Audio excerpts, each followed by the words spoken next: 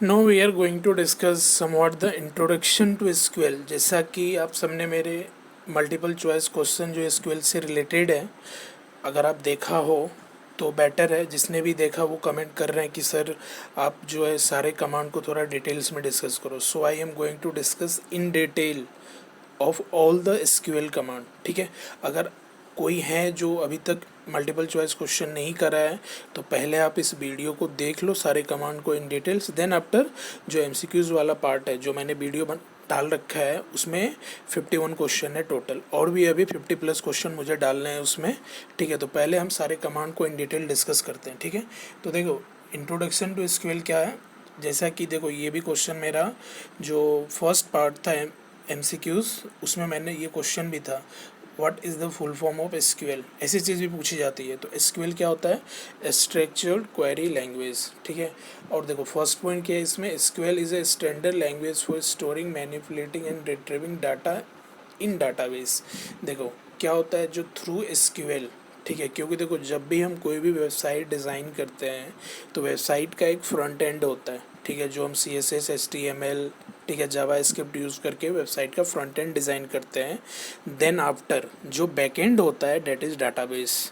Like अगर मैं बात करूँ फेसबुक तो फ्रंट एंड उसका जो भी है वो PHP में डिज़ाइन है। ठीक है, बट आप जैसे यूज़र नेम पासवर्ड इंटर करते हो या जो इनिशियली साइन अप करते हैं जो भी डिटेल्स आप इंटर करते हो that all details are save into the database. ठीक है, तो उस डाटाबेस से उस वैल्यू को कैसे हम रिट्रीव करेंगे एक्चुअली। ठीक है, that's why here we mention SQL is a standard language for storing manipulating and retrieving data. मतलब आप स्टोर करो या कुछ मैनिपुलेशन करना है वो भी कर सकते हो, या आपको रिट्रीव करना है वहाँ से डाटा फैच करना है तो आप वो भी कर सकते हो। That is the meaning of the first point. And देखो सेकेंड पॉइंट क्या है कि जो हमारा यहाँ SQL ट्यूटोरियल होगा will teach you how to use SQL। ठीक है, कि इस SQL को, क्योंकि देखो जब मैं डाटाबेस बेसिक डिस्कस कर रहा था तो वहाँ मैंने बताया था कि डाटा क्या होता है। ठीक है, डाटाबेस क्या होता है और डाटाबेस मैनेजमेंट सिस्टम क्या होता है। तो management system is just a software. Software means आप कह सकते हो SQL, जिसके थ्रू हम क्या करते हैं चीज़ों को इम्प्लीमेंट करते हैं। ठीक है, तो यहाँ पे जैसा कि मैंने मेंशन कर रखा है कि डिफरेंट SQL सॉफ्टवेयर क्या क्या होते हैं जो डिफरेंट कंपनी प्रोवाइड करता है। MySQL, SQL server, MS access. ठीक है, MS एक्सेस क्या होता है जो माइक्रोसॉफ्ट ऑफिस में होता है इनबिल्ट डाटाबेस। MySQL जो आपका PHP होता है जो आपका फेसबुक बैकएंड में यूज़ करता है। Sybase, Informix and other database system. ठीक है, तो ये देखो ये वही पॉइंट है जो मैंने डिस्कस कर लिया है कि मतलब फ्रंट एंड आपका क्या होता है, वेब डिज़ाइन होता है, एंड बैक एंड आपका क्या होता है, डाटाबेस होता है। तो to build a website that shows data from a database. ठीक है, तो अगर आप वेबसाइट बिल्ड करते हो डाटाबेस से डाटा फैच करना है then you need to design a database. तो डाटाबेस में क्या होता है, RDBMS होता है, रिलेशनल डाटाबेस मैनेजमेंट सिस्टम। देखो ये ऐसा चीज़ होता है ना कि लाइक जैसे प्रोग्रामिंग में क्या होता है, एल्गोरिथम होता है, उस एल्गोरिथम को आप थ्रू एक लैंग्वेज क्या करते हो, एग्जीक्यूट करते हो। लाइक अगर एल्गोरिथम में आपने कोई कॉन्सेप्ट बिल्डअप करा है तो उसको इम्प्लीमेंट करने के लिए एक लैंग्वेज यूज़ करना होता है। सेम चीज़ वही है, RDBMS is like a algorithm and to implement in a language here that is SQL। ठीक है, तो to use a server side scripting. Server side scripting पता है कि सर्वर साइड का क्या मतलब होता है, क्लाइंट होता है, सर्वर होता है, रिक्वेस्ट एंड रिस्पॉन्स। ठीक है, लाइक PHP और ASP, एक्टिव सर्वर पेज। ठीक है, to use SQL to get the data you want, to use HTML और CSS to style the page. जैसा कि मैंने आपको बताया कि अगर आपको पेज को डिज़ाइन करना है, डिफरेंट स्टाइल यूज़ करना है तो then you have to use HTML और CSS, and if you get a data then you have to use SQL। ठीक है, तो अब देखो यहाँ क्या है, टाइप ऑफ SQL कमांड है, ये आता है। कभी कभी ये MCQs में भी आपसे पूछा जाएगा what is the full form of DDL, DML, DCL, या कितने तरह के कमांड्स होते हैं। ठीक है, तो mainly there are 5 types of command that is DDL, DML, DCL, TCL and DQL, जैसा कि हमारे मेंशन कर रखा है। तो अब देखो SQL कमांड में क्या है, DDL क्या होता है, डाटा डेफिनेशन लैंग्वेज, इसको मैं वन बाय वन अभी नीचे डिस्कस करूँगा। तो DDL के जो बेसिक कमांड्स होते हैं that is create, drop, alter and truncate. इन सबको मैंने इनफैक्ट डिस्कस करा है जब मैं मल्टीपल चॉइस क्वेश्चन डिस्कस कर रहा था। मैनिपुलेशन में क्या मेन कमांड होते हैं, that is insert, update and delete. और DCL क्या होता है, grant and revoke, that is related to transaction. TCL होता है commit, rollback, save point and DQL होता है that is the single command that is select. ठीक है, तो अब देखो पहला पार्ट हमारा क्या था, DDL। तो DDL जो होता है क्या होता है, उसका full form that is data definition language. तो उसमें आपने देखा टोटल कितने कमांड होते हैं, create, drop, alter and truncate. अब देखो क्रिएट का क्या मतलब होता है, create simply it is use to create a new table in the database. ठीक है, क्रिएट में देखो क्रिएट के दो कमांड होते हैं, create database and second thing create table. अगर आपको डाटाबेस क्रिएट करना है तो create table, sorry create database, database का नाम, and then you have to, if you want to create a table then create table, table name. ठीक है, अब देखो सेकंड क्या है, ड्रॉप। देखो ये जो अब मैं नेक्स्ट डिस्कस करूँगा ये काफ़ी इंपॉर्टेंट कमांड है, ड्रॉप, ट्रंकेट और अल्टर। इनमें कभी कभी वो डिफरेंस पूछ लेते हैं या कुछ वो क्वेश्चन लिखेंगे और फिर सर्टेन ऑप्शन गिवन होगा जो आपको बोलेगा मैच करवाओ। ठीक है, या मैचिंग में भी कुछ ऐसा आ सकता है। तो देखो ड्रॉप क्या होता है, it is use to delete both the table and record stored in the table. जैसा मैंने पहले भी बोला है, ड्रॉप से लाइक अगर एक टेबल है स्टूडेंट, ठीक है, उसके अंदर मान लो टोटल 10 रोज हैं। ठीक है, मतलब डिटेल्स है, स्टूडेंट ABCD, मतलब ठीक है 10 स्टूडेंट है, उसका कुछ सर्टेन एड्रेस है, एज है, फ़ोन नंबर है, सारा पूरा फिलअप है।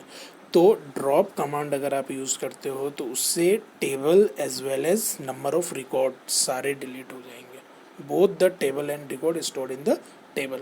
अब देखो नेक्स्ट क्या है, अल्टर। अल्टर में मैंने जैसा बताया था कि अगर आप कोई चीज़ें ऐड करना चाहते हो, ऐड मीन्स क्या, ऐड इस यहाँ कॉलम को ऐड करते हैं। ठीक है, अगर कुछ टेबल है उसके स्ट्रक्चर को चेंज करना है, लाइक उसमें टोटल 5 कॉलम है। अब देखो टेबल कैसा होता है, तो टेबल अगर मैं आपको बताऊं तो टेबल जैसा आपको ये सब बेसिक चीज़ें पता होगा कि दिस इज़ द टेबल। अब इसमें अगर मान लो टोटल 3 एट्रीब्यूट है, इसमें फर्दर और कुछ ऐड करना है आपको। ठीक है, कि मान लो ये एक कॉलम A1 है, ये A2 है, ये A3 है, अगर यहाँ A4 ऐड करना है, ठीक है, तो आप अल्टर कमांड यूज़ कर सकते हो। ठीक है, ऐड करना है या इसको डिलीट करना है तो भी आप अल्टर यूज़ कर सकते हो। मॉडिफाई करना है, मॉडिफाई करना है मीन्स व्हाट, कि अगर A1 कॉलम यहाँ पे ऑलरेडी है, ठीक है, इसके कुछ डाटा टाइप डिफाइन किए गए हैं, उसको आप फर्दर चेंज करना चाहते हो तो then you have to use alter command. ठीक है, ठीक है। अब नेक्स्ट क्या है, ट्रंकेट। अब ट्रंकेट क्यों यूज़ करते हैं, it is use to delete all the rows from the table. अब देखो रोज़ का मतलब क्या है, कि रोज़ का मतलब ये है कि अगर ये आपका टेबल है, ठीक है, जैसा इसके करस्पॉन्डिंग मैंने ये कॉलम बना दिया A1, A2 और A3, तो अब ये डेट इज़ रो। ठीक है, तो ये जो हॉरिजेंटल इंफॉर्मेशन होता है जो मैं एरो मार्क कर रहा हूँ, horizontal part that is rows and the vertical part A1, A2 and A3 that is column. ठीक है, तो इसको हम क्यों यूज़ करते हैं, डेट इज़ कॉलम। तो इसमें अगर ट्रंकेट कमांड यूज़ करोगे तो इस सेल के करस्पॉन्डिंग जो भी, मतलब ये करस्पॉन्डिंग रोज जो होगा, इसके करस्पॉन्डिंग जो भी वैल्यू इंसर्ट होगा that all are going to delete all the rows from the table but not the table itself and free the space containing the table। क्योंकि देखो अगर टेबल है उसमें मान लो 100 या 1000 10,000 डाटा है, अगर आप उस वैल्यू को, क्योंकि ट्रंकेट से वो सारा रोज़ डिलीट हो जाएगा, तो रोज़ अगर डिलीट होगा तो देन क्या होगा, स्पेस खाली होगा। ठीक है, अब देखो नेक्स्ट क्या है, नेक्स्ट हमारा क्या है, डाटा मैनिपुलेशन लैंग्वेज। ठीक है, डेट इज़ DML। तो डाटा मैनिपुलेशन लैंग्वेज में हम क्या 3 कमांड यूज़ करते हैं, इंसर्ट, अपडेट एंड डिलीट। तो अब देखो insert, all you know that insert statement is a SQL query, it is used to insert data into the row of the table, row of the table. क्योंकि data जो insert होता है that is in the row, और जो column होता है attribute होता है। अब कॉलम एट्रीब्यूट ये सब क्या चीज़ें होता है, मैंने एक वीडियो डिस्कस करा है जो डाटाबेस का है वहाँ पे मेरे चैनल पे। ठीक है, अब देखो वहाँ आप अगर एट्रीब्यूट क्या होता है, कॉलम क्या होता है, रो क्या होता है, ऑल आर डिस्कस देयर, ठीक है। तो देखो इंसर्ट में क्या करते हैं हम, डाटा इंसर्ट करते हैं into the row of the table. देखो यहाँ मेंशन भी है into the row of the table. और जो ये नोट्स हैं ना ये बहुत अच्छे हैं, तो इसको आप वन बाय वन एक एक वर्ड, ठीक है, अच्छे से पढ़ो, चीज़ें क्लियर हो जाएगा। जो मैं बोल रहा हूँ वो सारी चीज़ें इसमें लिखा हुआ है। तो इंसर्ट कहाँ करते हैं, रो, ठीक है। इंसर्ट मतलब होता है डाटा हम इंसर्ट करते हैं, that is in the row. अब सेकंड क्या है, update. This command is use to update और modify the value of the column in the table. तो मतलब अगर कोई भी वैल्यू आपको मॉडिफाई करना है, ठीक है, मॉडिफाई करना है मतलब उसको कम्प्लीटली चेंज ही कर देना है। लाइक कहीं पे अगर किसी का एज 21 है उसको कम्प्लीटली हटा के 22 करना है, तो डेट इज़ अपडेट। और मॉडिफाई करना है, उसमें कुछ सर्टेन चेंजेस करने हैं, अगर एड्रेस में कुछ स्टेट नंबर चेंज हो गया, ठीक है, तो डेट इज़ मॉडिफाई। और डिलीट क्या होता है, it is use to remove one or more row from a table. देखो जैसा कि मैंने बोला है, जो डिलीट होता है आप एक रो या एक से ज़्यादा रो डिलीट कर सकते हो विथ वेयर क्लाउज। डिलीट के साथ अभी मैं नीचे डिस्कस करूँगा कि क्या सिंटैक्स होता है, ठीक है, तो आपको टेंशन लेने की ज़रूरत नहीं है। सिंटैक्स क्या होता है कि डिलीट के साथ where command, where clause use करते हैं, ठीक है। तो विदाउट वेयर अगर डिलीट यूज़ करते हो तो वो सारा रो डिलीट कर देगा, तो फिर वो ट्रंकेट हो जाएगा, लाइक ट्रंकेट। बट डिलीट के साथ वेयर क्लॉज यूज़ करते हो तो where customer ID equals to 1, तो पार्टिकुलर कस्टमर आईडी जहाँ होगा 1 तो वो कंप्लीट रो वो डिलीट कर देगा, complete row, not only customer ID, ठीक है। अब देखो नेक्स्ट क्या हमारा, data control language, that is DCL, ठीक है। तो इसमें मेनली दो कमांड होते हैं, that is grant and revoke, ठीक है। तो अब ग्रांट एंड रिवोक क्या होता है, देखो ये मेनली जो डाटाबेस में लाइक बैंकिंग सिस्टम जितने भी होते हैं आपके, जहाँ पे ट्रांजेक्शन होते हैं, ठीक है, ट्रांजेक्शन भी multiple transaction with in second या सेम टाइम पे होता है, तो वहाँ पे हम ग्रांट और रिवोक कमांड यूज़ करते हैं। ग्रांट क्या होता है, it is use to give user access privilege to a database, ठीक है। कोई भी डाटाबेस में किसी सर्टेन यूज़र को आप कोई भी प्रिविलेज देते हो, लाइक अगर आप कोई फाइल सिस्टम देखे होगे, उस फाइल को अगर आप प्रॉपर्टीज़ में ओपन करते हो तो वहाँ पे कुछ प्रिविलेज होते हैं कि उस फाइल के साथ आप क्या कर सकते हो, उसमें कुछ वैल्यू एड ऑन भी कर सकते हो, या सिर्फ रीड ओनली है वो फाइल, रीड ओनली है या राइट ओनली है या रीड राइट दोनों है, तो that is the access privilege that is given to the database, ठीक है। डाटाबेस और कोई फाइल सिस्टम होता है, तो जैसे कुछ फाइल होते हैं लाइक PDF, आप उसमें कुछ भी इंसर्ट नहीं कर सकते हो, जो है बस रीड ओनली कर सकते हो, तो ये read only is a privilege actually. तो इस तरह का प्रिविलेज जो होता है, अगर डाटाबेस में किसी भी चीज़ को एक्सेस करना है तो सर्टेन प्रिविलेज जो दिया जाता है that is grant. And revoke का मतलब क्या होता है, जो प्रिविलेज आपको दिया गया है वो आपसे वापस ले लिया जाता है, use to take back permission from the user, ठीक है। अब नेक्स्ट क्या है, that is transaction control language, that is TCL। अब देखो इसमें क्या होता है, कमिट होता है, रोल बैक होता है और सेव पॉइंट होता है, ठीक है। तो अब देखो कमिट कमांड हम क्यों यूज़ करते हैं, commit command is use to save all the transaction to the database, ठीक है। All the transaction to the database का मतलब क्या है, कमिट हम तब यूज़ करते हैं जब फाइनल सबमिशन होता है, ठीक है। फाइनली जब आप कोई चीज़ें लाइक सबमिट करते हो कोई भी एप्लीकेशन, तो commit is like a final या सबमिट बटन, ठीक है। तो कमिट क्या होता है हमारा, ये फाइनल कमांड होता है, या वो फाइनली ये होता है कि मतलब उसके बाद सारी चीज़ें उस स्टेज में सेव हो जाएगा आपका। And then roll back, roll back क्या होता है, roll back command is use to undo transaction that have not already been save to the database, ठीक है। सेव होने से पहले, ठीक है, चीज़ों को रोल बैक करना, ठीक है। और सेव पॉइंट क्या होता है, it is use to roll the transaction back to a certain point, like save point है तो मतलब एक सर्टेन पॉइंट तक आप रोल बैक करते हो, that is save point, without rolling back the entire transaction, ठीक है।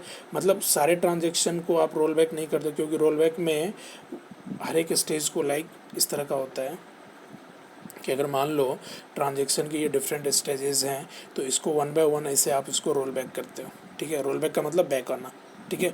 लेकिन सेव पॉइंट में क्या होता है, हम रोल बैक टाइप यूज़ नहीं कर सकते, सर्टेन पॉइंट हमें पता होता है कि इस पॉइंट पे आना है, डायरेक्ट इस पॉइंट से आप यहाँ पे आ जाओ, ठीक है, डेट इज़ रोल बैक।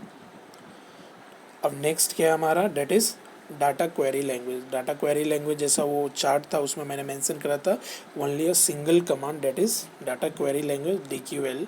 तो सिलेक्ट हम क्यों यूज़ करते हैं, to retrieve the data from database, ठीक है। Attribute based on the condition. अब सेलेक्ट का अभी क्वेरी में जब डिस्कस करूँगा तो समझ में आ जाएगा, ठीक है।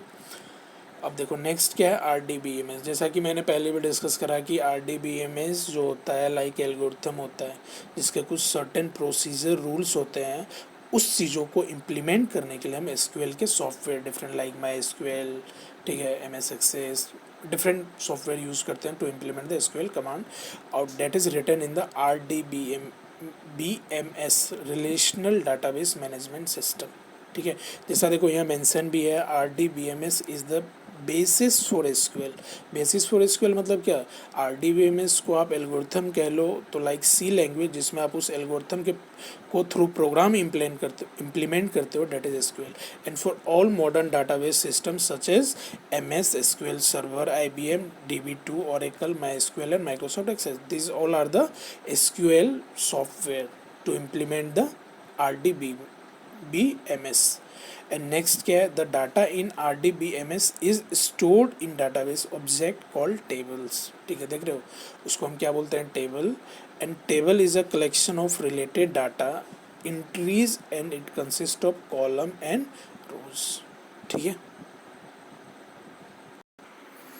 ठीक है। तो R D B M S को मैं अलग से एक वीडियो में डिस्कस करूँगा क्योंकि जो प्रीवियस वीडियो है उसमें मैंने एट्रीब्यूट डाटाबेस क्या होता है एंड फर्दर उसमें टेबल, प्राइमरी की, फॉरेन की क्या होता है, वहाँ मैं इसको ज़्यादा इन डिटेल्स डिस्कस करूँगा। ठीक है, तो अब देखो नेक्स्ट क्या है हमारा ये, तो tutorial will teach you all about the different SQL statement, their different syntax command. ठीक है, अब देखो यहाँ क्या, देखो ये सब चीज़ें जो भी मैंने इसमें बोला ना, मेंशन कर रखा, वो काफ़ी इंपॉर्टेंट है। SQL keyword are not case sensitive. अब केस सेंसिटिव का मतलब क्या होता है कि लाइक अगर आप जैसे सी लैंग्वेज अगर आपने यूज़ करा है कोई लैंग्वेज, उसमें अगर कोई डाटा टाइप है, अगर उसको स्टार्टिंग कैपिटल लिखना है, ठीक है, बाद में स्मॉल लिखना है या स्मॉल से ही स्टार्ट करना है, ठीक है, तो वो वहाँ डिफाइंड रूल्स हैं। अगर आप लाइक अगर आपने डाटा टाइप डिफाइन किया इंटीजर, ठीक है, तो आई को कैपिटल से लिखा, ठीक है, तो वो सही है।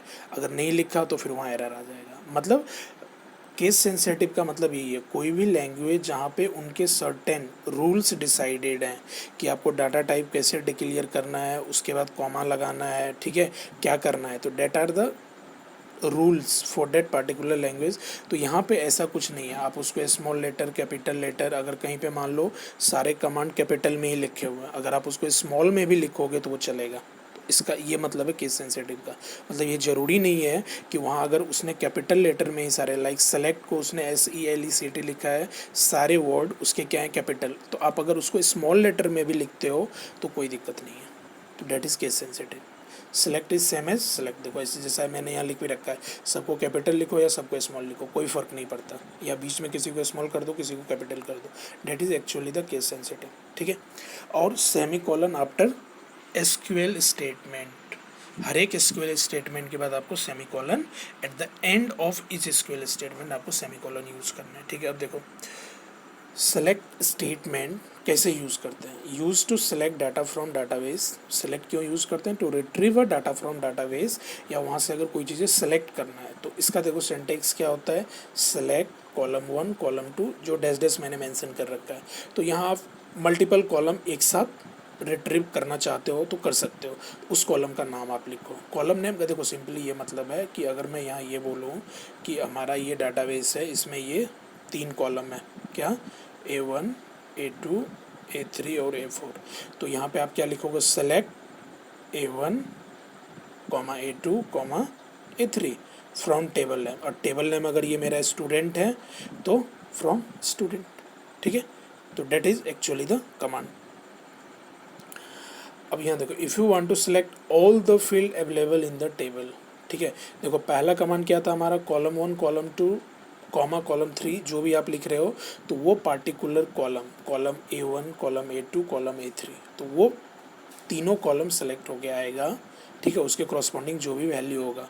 But if you want to select all the field available in the table, अब मान लो टेबल में टोटल 10 एट्रीब्यूट हैं, टोटल 10 कॉलम है, अगर उसको आप वन टाइम सेलेक्ट करना चाहते हो तो हम क्या करते हैं, स्ट्रिक्ट, सेलेक्ट स्ट्रिक्ट, ये सिंबल यूज़ करना होता है, select strict from table name, like student है टेबल का नाम, तो वहाँ से आपको क्या मिल जाएगा, जो स्टूडेंट टेबल होगा उसमें जितने, जैसा मैंने बोला कि उसमें टोटल 10 कॉलम है, तो 10 कॉलम और 10 कॉलम के रिगार्डिंग जितने भी डाटा होगा वो सारा रिट्रीव हो जाएगा। ठीक है,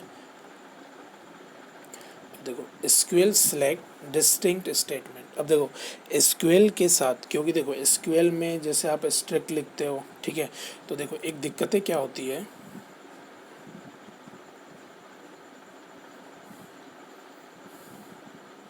कुछ डाउट हो तो आप यहाँ हमें कमेंट कर सकते हो, मैं डिस्कस करूँगा फिर कि ठीक है ये हमारा टेबल है। अगर मान लो ये कॉलम A1 है, ये A2 है, A3 है, A4 है। अब इस रो के क्रॉसपॉन्डिंग और फर्दर जो भी रो है, ठीक है, इसी में मैं और रो बना दे रहा हूँ, 1 2 3 4 4 रो हैं। अब मान लो यहाँ कोई नाम, ठीक है, राम है, और यहाँ भी कोई नाम राम है, ठीक है, तो अब देखो ये डाटाबेस में डुप्लीकेट होता है।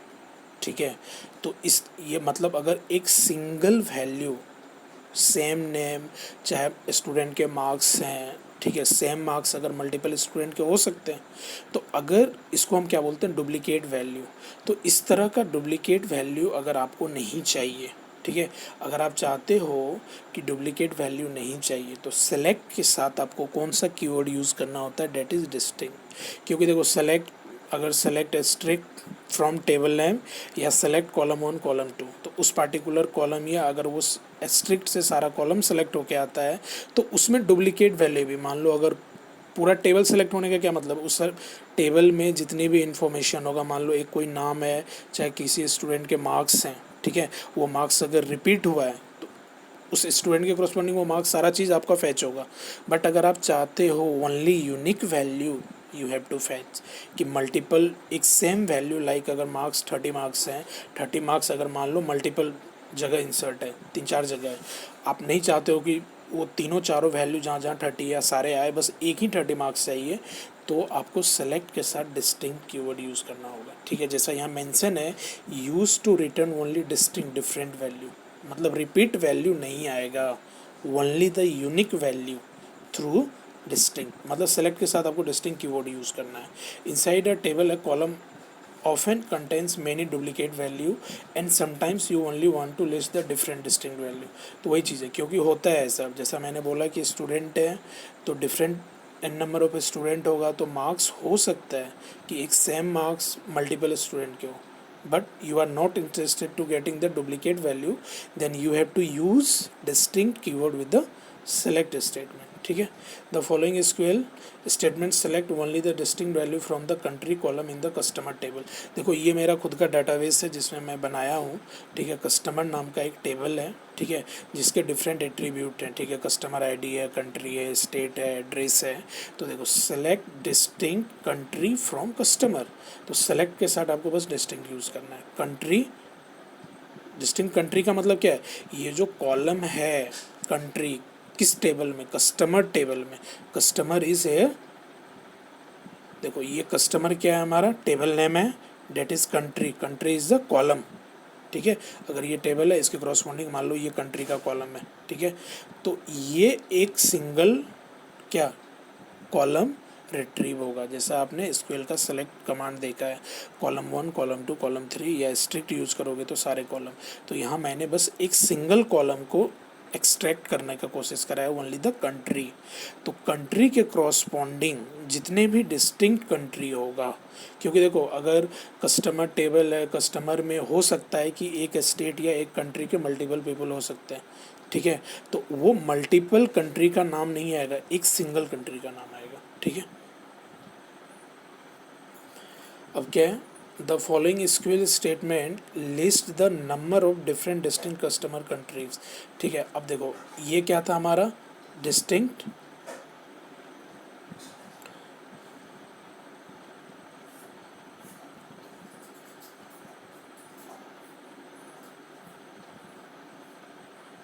यहाँ से क्या था, ये डिस्टिंक्ट कीवर्ड अगर आप यूज़ करते हो तो डिफरेंट कंट्री का नाम, ठीक है, अगर कस्टमर टेबल जो होगा उसमें मान लो टोटल 10 कंट्रीज़ हैं, तो वो 10 कंट्रीज़ आएगा। अब यहाँ क्या है, select count distinct country from customer. ठीक है, तो अब कॉन फंक्शन क्या होता है, डेट रिटर्न्स द वैल्यू, ठीक है, टोटल कंट्री कितना है, distinct country.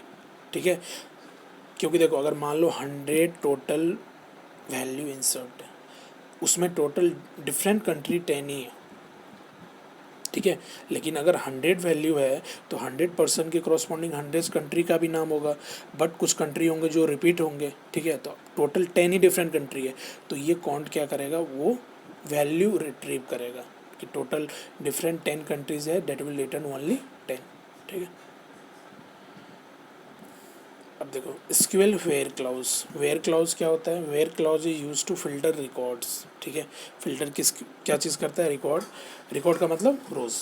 The where clause is use to extract only those record that fulfil the specified condition, क्योंकि वेयर क्लाउज के साथ हम क्या करते हैं, कंडीशन यूज़ करते हैं।